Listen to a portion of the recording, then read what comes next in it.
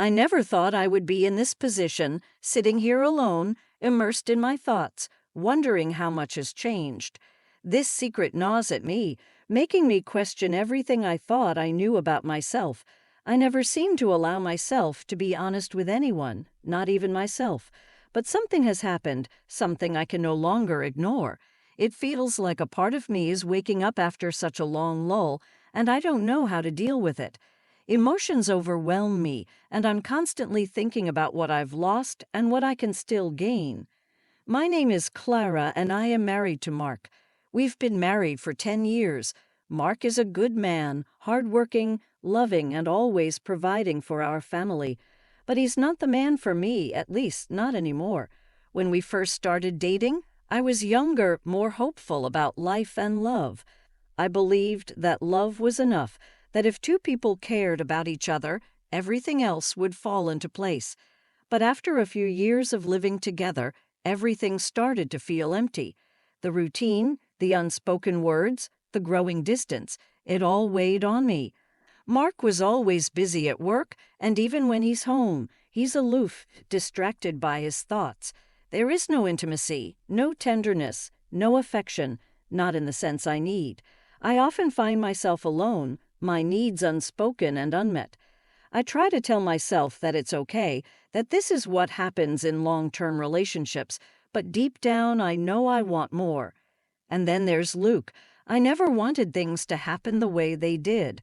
Luke is Mark's son from his first marriage, now 19, a young man.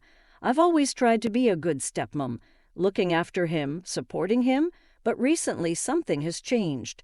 I noticed it in the way he looked at me, a lingering look, a quiet tension.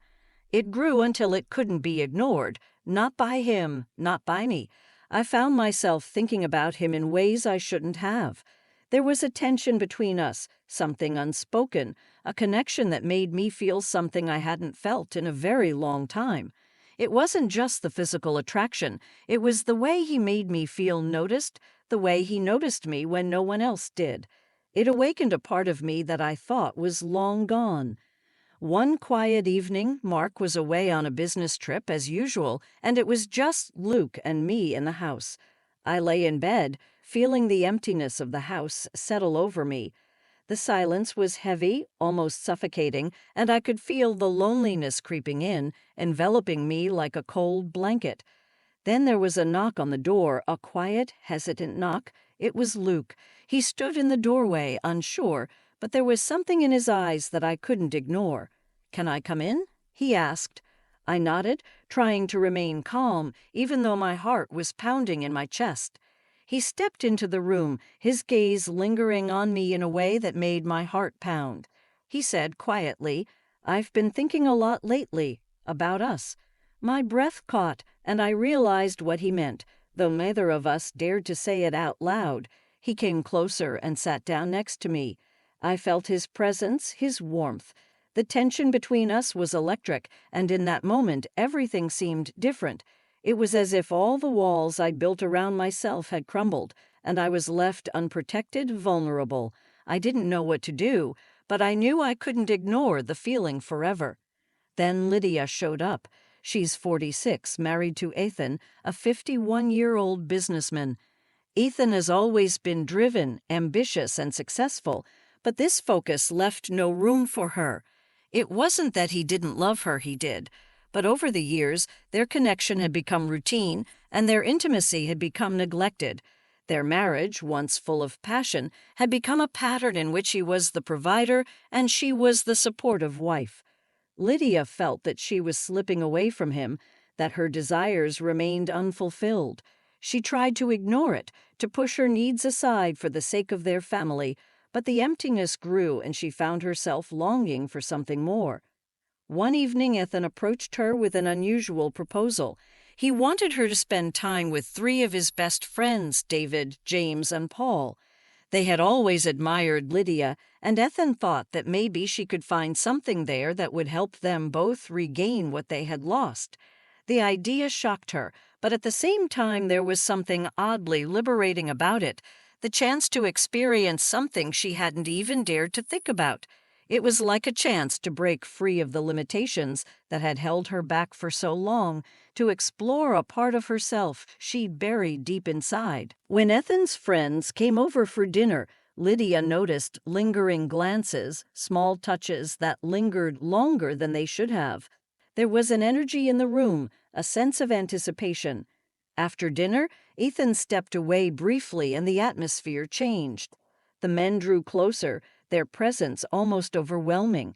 David touched her arm as they talked. James stood nearby, complimenting her, and Paul's gaze was unreadable, filled with tension. Lydia found herself in the center of something new and unfamiliar.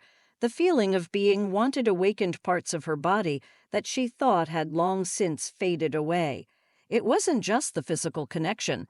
They made her feel alive, reminded her that she was more than just a wife or a mother. Days turned into weeks, and Lydia found herself growing closer to each of them in her own way. David, with his quiet kindness, made her feel loved. James, bold and daring, brought out her sense of adventurousness. Paul, magnetic and intense, gave her a sense of vigor she had sorely lacked. She was tangled in a web of emotions, not knowing where to direct her path. Each of them offered her something different, something she needed, and she found herself drawn to them in ways she couldn't quite understand. But Ethan was there for her, always in the background, supporting her, watching her change. One night he told her he wanted to understand her better, to be part of this journey. Lydia realized that Ethan had never been the problem. She had lost touch with herself. Rediscovering her needs wasn't about pushing Ethan away. It was about finding herself again, and in that she found a way to reconnect with him. She realized that she was looking for something outside of herself, something to fill the void, but what she really needed was to reconnect with her own desires and passions. Together, Ethan and Lydia began to explore their relationship anew. They became more open and vulnerable with each other than they had been in years. It wasn't about perfection, but about growth, trust, and acceptance of the unknown. They started spending more time together, going on dates, talking late into the night about their dreams and fears. They laughed together, cried together, and slowly began to rebuild the bond that was once the foundation of their marriage. For Lydia, it was a journey to finding her identity, finding her voice, and realizing her desires, and she was no longer just a wife or a person defined by her relationship. It was the beginning of something more, a journey to wholeness. And for Ethan, it was a chance to see his wife in a new light, to appreciate her as the woman she'd always been, but had been hiding for so long. He realized that he'd taken her for granted, that he'd let the work consume him, and in doing so had lost sight of what really mattered. He wanted to be the man she needed, a partner who supported her, cherished her, and loved her unconditionally. It wasn't easy. There were moments of doubt when they both questioned whether they could really move forward, but they decided to try. As Lydia continued to explore her relationships with David, James, and Paul, she learned more about herself. She learned to accept her desires without shame, to take responsibility for her needs. She discovered that she could be both a devoted wife and a passionate, independent woman. Each of the men brought out different sides of her, and she treasured the moments she spent with them. But her heart belonged to Ethan, the man she wanted to build her future with. Their journey was far from over, but they were finally moving in the right direction, together. For Clara, the journey was just beginning. She still had to sort out her feelings for Luke and decide which path she wanted to take. The tension between them was undeniable, but so were the consequences. She knew that whatever choice she made, it would change everything. But for the first time in a long time, she felt alive, and that feeling was worth everything. Lydia and Ethan, Clara and Luke were all on a journey of self-discovery, learning to accept parts of themselves they had long ignored. It wasn't about finding perfection, it was about finding themselves, accepting their flaws and desires, learning to live authentically. It was messy, it was difficult, but it was real, and in the end, that's all that mattered.